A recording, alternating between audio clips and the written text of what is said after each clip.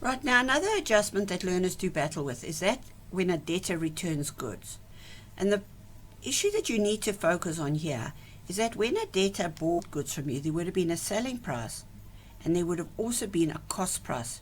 Two different amounts and therefore two different double entries. So when they say a debtor returned jewelry with a selling price of 800 Rand, and that 800 Rand there means that your debtor's account is going to go down. So your debtors are not going to owe you that. So you're going to take 800 Rand away from the debtors. At the same time, the selling price has been cancelled. So you'll cancel from sales the 800 Rand. Then, with every selling price, there's got to be a cost price entry. So they said to you, the markup is 60% on cost.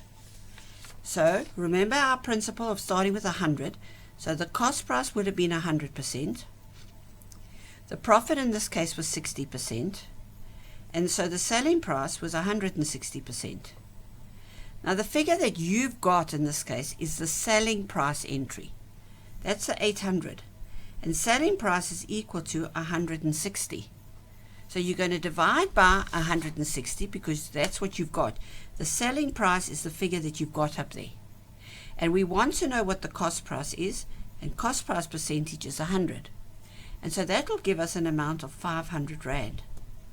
Now that was the original cost of those goods. So when the debtor returns a good, that sale has been cancelled. So you're going to have to minus it from cost of sales. So in other words, in your income statement over here, you're going to be minusing the 800 from the sales, and you're going to be minusing the 500 from the cost of sales, because you're not going to make a profit on those goods. But take note the different figures. Now the double entry for this 500 Rand is the amount of stock that's been returned to you. And because it's coming back into the business, you're going to have to add on to your trading stock. Now the biggest mistake that people make is they want to take the 800 Rand and they want to do it over here. They want to minus it from sales, and then they want to add that 800 back onto trading stock. And that's a totally wrong concept, and you've forgotten the principle of that there's a cost price and a selling price. So you need to stop and sort this out. In this particular exercise, there was also an allowance that was actually given over here. Allowance of 50 Rand if she was not satisfied with repairs.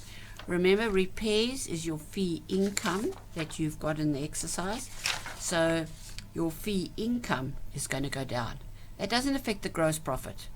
That is a service you're doing. So you're going to give an allowance. So you're also cancelling the fee income, and you'll also minus that from the debtor because she's not going to pay you.